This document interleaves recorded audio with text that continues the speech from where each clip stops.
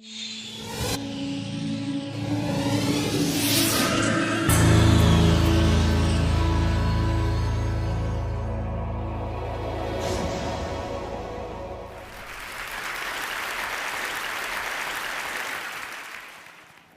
is going to be the future of learning? I do have a plan, but in order for me to tell you what that plan is, I need to tell you a little story which kind of sets the stage. I tried to look at where did the kind of learning we do in schools, where did it come from? And you can look far back into the past, but if you look at present-day schooling the way it is, it's quite easy to figure out where it came from. It came from about 300 years ago. And it came from the last and the biggest of the empires on this planet. Imagine trying to run the show, trying to run the entire planet without computers, without telephones, with data handwritten on pieces of paper and traveling by ships. But the Victorians actually did it. What they did was amazing. They created a global computer made up of people. It's still with us today. It's called the bureaucratic administrative machine. In order to have that machine running, you need lots and lots of people. They made another machine to produce those people, the school. The schools would produce the people who would then become parts of the bureaucratic administrative machine. They must be identical to each other. They must know three things. They must have good handwriting, because the data is handwritten. They must be able to read, and they must be able to do multiplication, division, addition, and subtraction in their head. They must be so identical that you could pick one up from New Zealand and ship them to Canada, and he would be instantly functional. The Victorians were great engineers. They engineered a system that was so robust that is still with us today, continuously producing identical people for a machine that no longer exists. The empire's gone. So what are we doing with that design that produces these identical people? And what are we going to do next, if we ever are going to do anything else with it? So that's a pretty strong comment there. I said, schools as we know them now, they're obsolete. I'm not saying they're broken. It's quite fashionable to say that the education system's broken. It's not broken. It's wonderfully constructed. It's just that we don't need it anymore.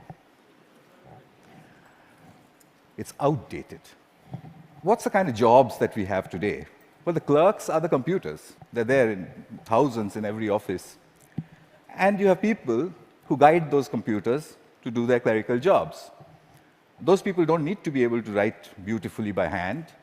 They don't need to be able to multiply numbers in their heads. They do need to be able to read. In fact, they need to be able to read discerningly. Well, that's today. But we don't even know what the jobs of the future are going to look like. We know that people will work from wherever they want, whenever they want, in whatever way they want. How is present-day schooling going to prepare them for that world? Well, I bumped into this whole thing completely by accident. I used to teach people how to write computer programs in New Delhi 14 years ago. And right next to where I used to work, there was a slum. And I used to think, how on earth are those kids ever going to learn to write computer programs? Or should they not?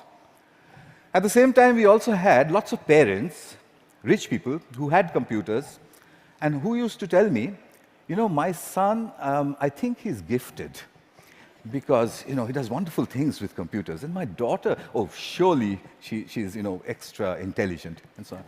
So I suddenly figured that how come all the rich people are having these extraordinarily gifted children? What did the poor do wrong? I made a hole in the boundary wall of the slum next to my office, I stuck a computer inside it just to see what would happen if I gave a computer to children who never would have one, didn't know any English, didn't know what the internet was. The children came running in. It was 3 feet off the ground, and they said, "What is this?" And I said, "Yeah, but it's, I don't know." So they said, "Why have you put it there?" I said, "Just like that." And they said, "Can we touch it?" I said, "If you wish to." And I went away. About 8 hours later, we found them browsing and teaching each other how to browse. So I said, "But that's impossible, because how is it possible? They don't know anything." My colleagues said, "No, it's a simple solution. One of your students must have been passing by, showed them how to use the mouse." So I said, "Yeah, that's possible." So I repeated the experiment. I went 300 miles out of Delhi into a really remote village where the chances of a passing software development engineer was very little. I repeated the experiment there. There was no place to stay, so I stuck my computer in, I went away, came back after a couple of months, found kids playing games on it. When they saw me, they said, "We want a faster processor and a better mouse." So I said, "How on earth do you know all this?" And they said something very interesting to me. In an irritated voice, they said, "You've given us a machine that works only in English, so we had to teach ourselves English in order to use it." So that's the first time as a teacher that I heard the word "teach ourselves" said so casually. Here's a short glimpse from those years. That's the first day at the Hole in the Wall. On your right is an 8-year-old.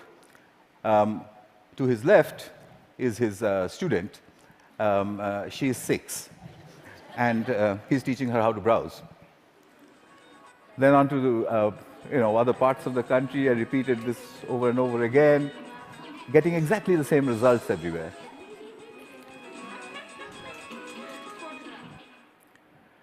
An 8-year-old telling his elder sister what to do.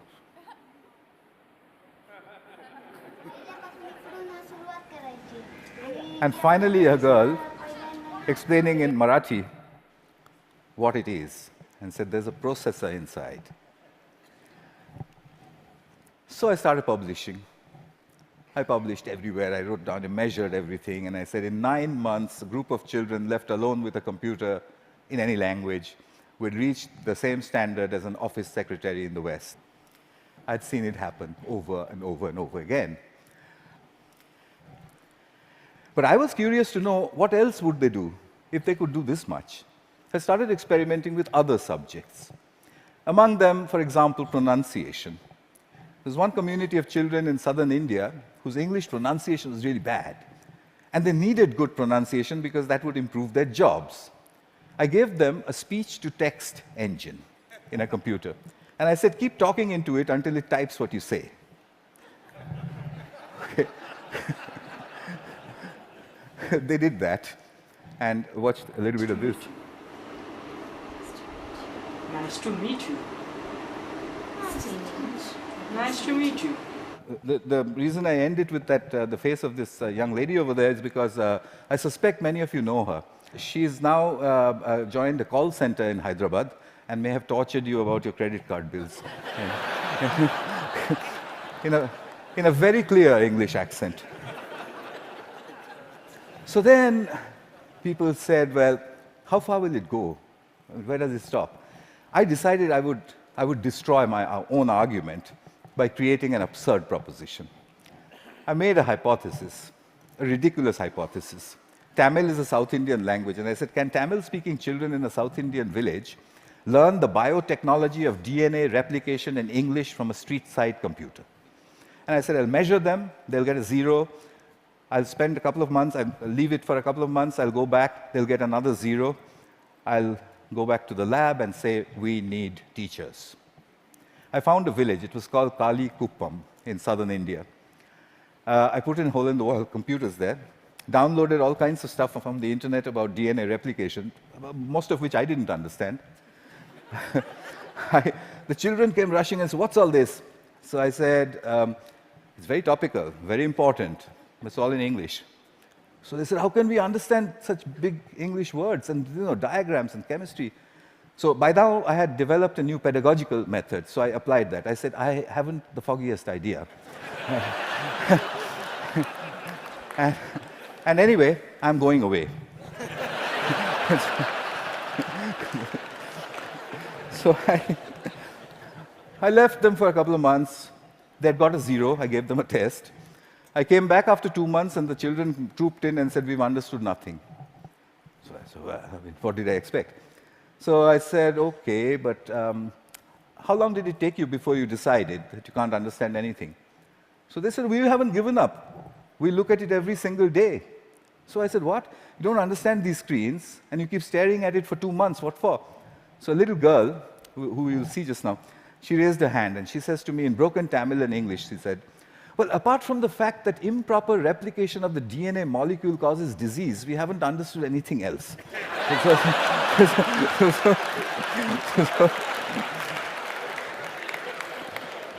So I tested them.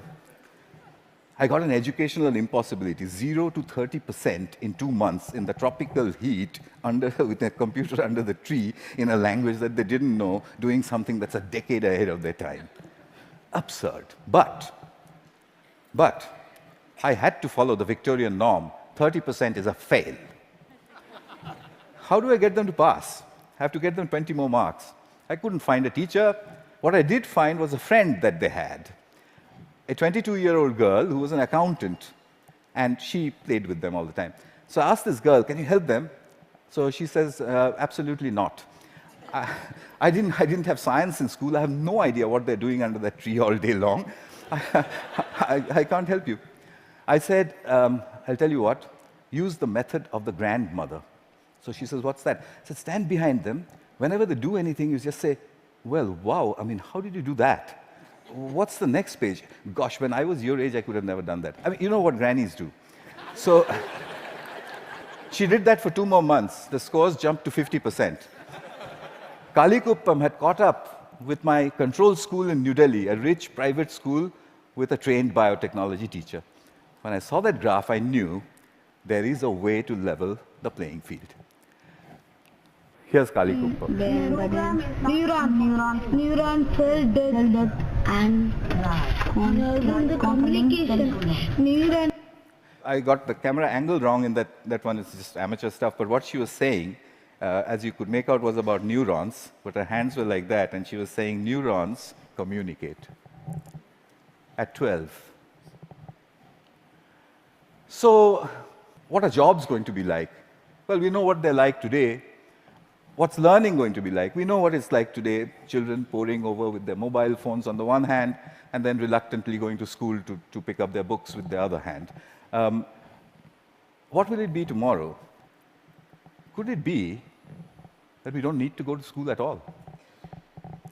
Could it be that at the point in time when you need to know something, you can find out in 2 minutes? Could it be a devastating question, a question that was framed for me by Nicholas Negroponte? Could it be that we are heading towards, or maybe in, a future when knowing is obsolete? But that's terrible. We are Homo sapiens. Knowing, that's what distinguishes us from the apes. But look at it this way. It took nature 100 million years to make the ape stand up and become Homo sapiens. It took us only 10,000 to make knowing obsolete. What an achievement that is. But we have to integrate that into our own future. Encouragement seems to be the key. If you look at Kuppam, if you look at all of the experiments that I did, it was simply saying, wow, saluting learning. There is evidence from neuroscience. The reptilian part of our brain, which sits in the center of our brain, when it's threatened, it shuts down everything else. It shuts down the prefrontal cortex, the parts which learn. It shuts all of that down. Punishment and examinations are seen as threats. We take our children, we make them shut their brains down, and then we say, perform. Why did they create a system like that? Because it was needed. There was an age in the age of empires when you needed those people who can survive under threat. When you're standing in a trench all alone, if you could have survived, you're okay, you passed. If you didn't, you failed. But the age of empires is gone. What happens to creativity in our age? We need to shift that balance back from threat to pleasure. I came back to England looking for British grandmothers. I put out notices in papers saying, if you're a British grandmother, if you have broadband and a web camera, can you give me 1 hour of your time per week for free? I got 200 in the first 2 weeks. I know more British grandmothers than anyone in the universe. They're called the granny cloud. The granny cloud sits on the internet. If there's a child in trouble, we beam a gran. She goes on over Skype and she sorts things out. I've seen them do it from a village called Diggles in northwestern England, deep inside a village in Tamil Nadu, India, 6,000 miles away. She does it with only one age-old gesture. Okay. Watch this. You can't catch me. You say it. You can't catch me. I'm the gingerbread man. Well done. Very good. So what's happening here? I think what we need to look at is we need to look at learning as the product of educational self-organization. If you allow the educational process to self-organize, then learning emerges. It's not about making learning happen, it's about letting it happen. The teacher sets the process in motion, and then she stands back in awe and watches as learning happens. I think that's what all this is pointing at. But how will we know? How will we come to know? Well, I intend to build these self-organized learning environments. They are basically broadband, collaboration, and encouragement put together. I've tried this in many, many schools. That's being tried all over the world, and teachers sort of stand back and say, it just happens by itself? And I said, yeah, it happens by itself. How did you know that? And I said, you won't believe the children who told me and where they're from. Here's a soul in action.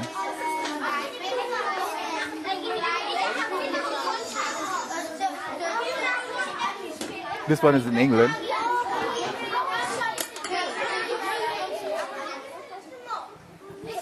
He maintains law and order. Because remember, there's no teacher around.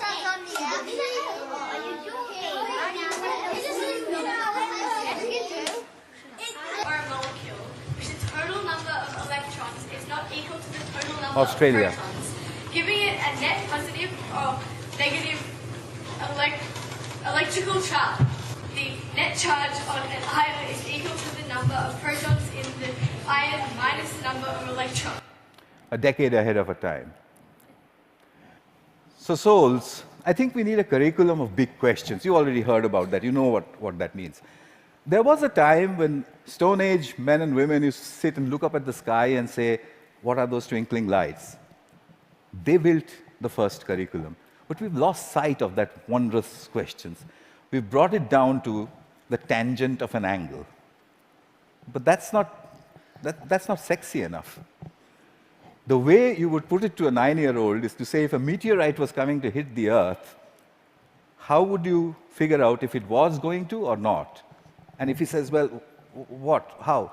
You say there's a magic word, it's called the tangent of an angle, and leave him alone. He'll figure it out. So here are a couple of images from souls. I've tried incredible questions. When did the world begin? How will it end? To 9-year-olds. This one's about what happens to the air we breathe. This is done by children without the help of any teacher. The teacher only raises the question and then stands back and admires the answer. So, what's my wish?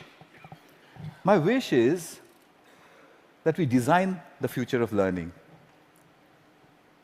We don't want to be spare parts for a great human computer, do we? So we need to design a future for learning. And I've got to, hang on, I've got to get this wording exactly right, because, it's very important. My wish is to help design a future of learning by supporting children all over the world to tap into their wonder and their ability to work together. Help me build this school. It will be called the School in the Cloud. It'll be a school where children go on these intellectual adventures driven by the big questions which their mediators put in. The way I want to do this is to build a facility where I can study this. It's a facility which is practically unmanned. There's only one granny who manages health and safety. The rest of it's from the cloud. The lights are turned on and off by the cloud, etc., etc. Everything's done from the cloud. But I want you for another purpose. You can do self-organized learning environments at home, in the school, outside of school, in clubs. It's very easy to do. There's a great document produced by TED which tells you how to do it. If you would please do it across all 5 continents and send me the data, then I'll put it all together, move it into the School of Clouds, and create the future of learning. That's my wish. And just one last thing, I'll take you to the top of the Himalayas. At 12,000 feet, where the air is thin, I once built 2 hole-in-the-wall computers. And the children flocked there. There was this little girl who was following me around. And I said to her, I want to give a computer to everybody, every child. I don't know, what should I do? And I was trying to take a picture of her, quietly. She suddenly raised her hand like this and said to me, "Get on with it."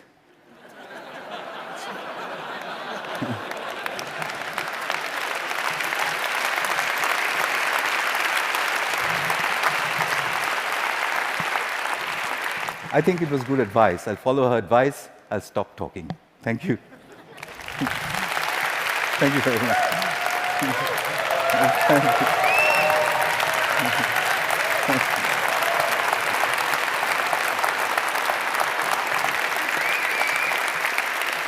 Thank you very much. Wow.